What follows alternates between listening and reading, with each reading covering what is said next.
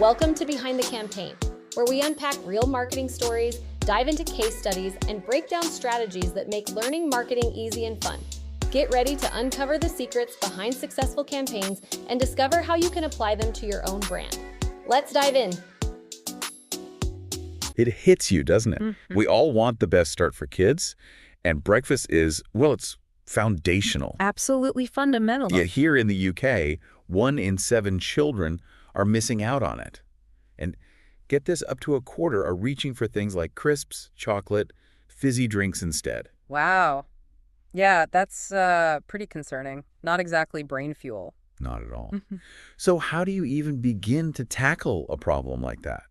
That's exactly what we're diving into today. Wow. We're looking at how Kellogg's, a massive global player with brands we all know, Corn Flakes, Cocoa Pops, Rice Krispies, decided to step up and address childhood breakfast habits through their Help Give a Child a Breakfast initiative, which kicked off back in October 2011. What's really interesting here, I think, is that this wasn't some flash-in-the-pan campaign. No. Kellogg's had actually already been involved with breakfast clubs for quite some time, since 1998, in fact. Right. They were partnering with Continue, so that long-term commitment, it kind of laid a crucial foundation. Absolutely. So they weren't just newcomers to this space, were they?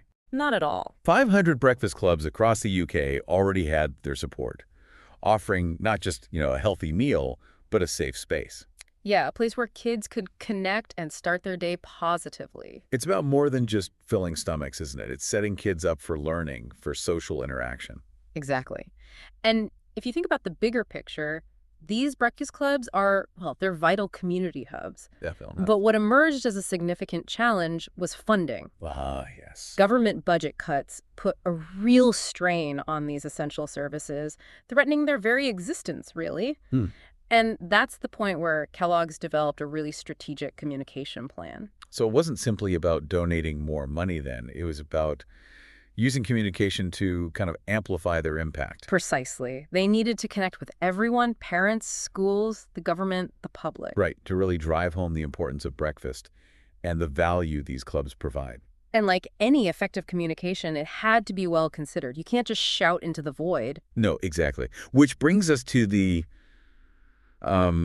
core process of communication itself. Yeah, it's fascinating to consider here. You have Kellogg's as the sender. Okay. With a message about breakfast, about the clubs. This message needed to be packaged or encoded. Encoded. Okay, so like tailored. Yeah, tailored in a way that would resonate with different audiences.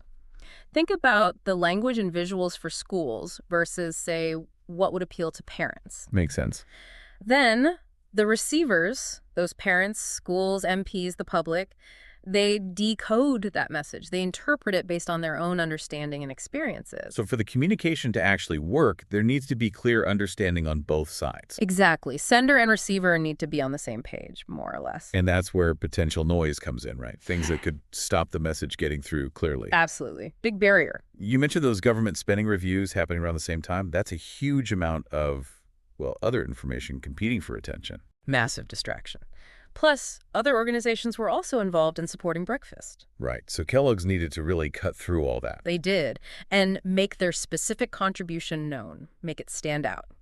So how did they manage that? How did they frame it? Well, they had to ensure the public understood this was a genuine corporate responsibility initiative. So deeply rooted in their values, not just a marketing tactic. Exactly. And their track record helped there. That $1.5 million investment over the previous 14 years in these clubs, Yeah. that spoke volumes. It demonstrated a sustained commitment, not just jumping on a bandwagon. Okay, so the main goals of this communication push were pretty focused then. Seemingly, yes.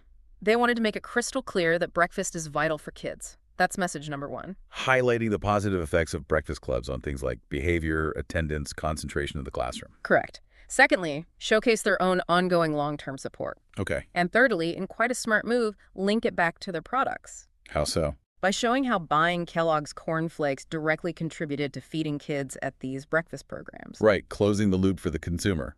Buy this, help a child. Exactly, a tangible connection.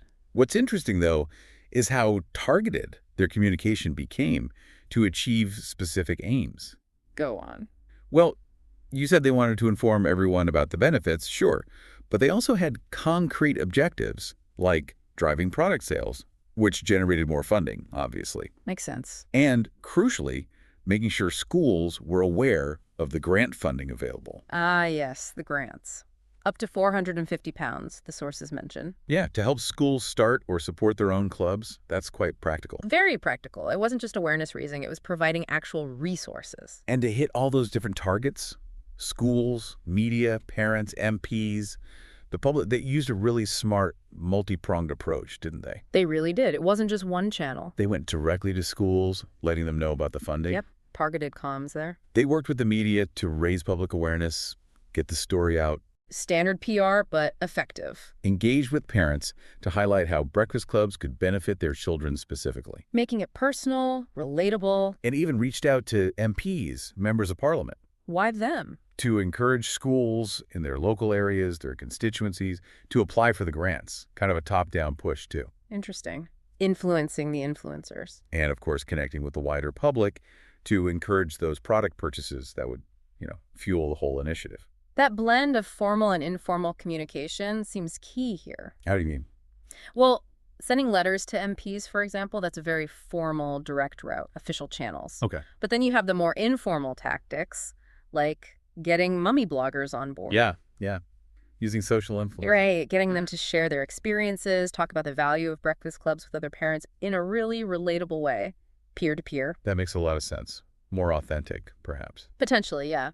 And the other thing, the act of Kellogg's employees and local MPs actually visiting the breakfast clubs. Seeing it firsthand. Exactly. That adds a powerful human element that, statistics alone just can't convey, seeing the impact on the ground. And it looks like their strategy really hit the mark, didn't it? The results suggest so, especially early on.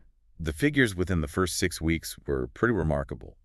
They secured a massive amount of positive media coverage. How much? 73 articles, reaching a potential audience of 9 million people. 9 million? Wow, that's huge reach in just 6 weeks. It really is. Yeah. And in terms of tangible impact, Yeah, the actual results. over 700 schools applied for funding in that short time frame, 700. with around 500 of them actually receiving those crucial grants. So 500 clubs potentially starting or getting a boost. That's significant. Definitely. And those visits you mentioned, from Kellogg's staff and local MPs to about 15 clubs, Yeah. they provided those firsthand accounts, reinforcing the positive impact these clubs were having. Bringing it back to the human level again. And they were well on track, it seems, to meet their goal of providing 1 million breakfasts by the end of 2012. 1 million.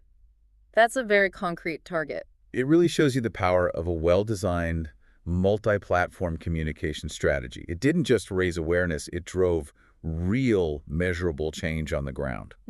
Definitely. And their continued engagement with government officials afterwards. Yeah. It underscores that this was likely a genuine commitment to addressing the issue, not just a short-term campaign. They kept the conversation going. A really interesting case study in corporate responsibility meeting strategic communication. It is. And this leads to a really important question for you listening at home to consider. Okay. Seeing how effectively Kellogg's campaign addressed this significant social need through strategic communication, what other challenges do you think could benefit from a similarly comprehensive and multifaceted approach? Good question. And perhaps more broadly, what role do you believe corporations should play in contributing to the well-being of the public? Where does that responsibility lie? Something definitely worth thinking about. Thanks for tuning in to Behind the Campaign.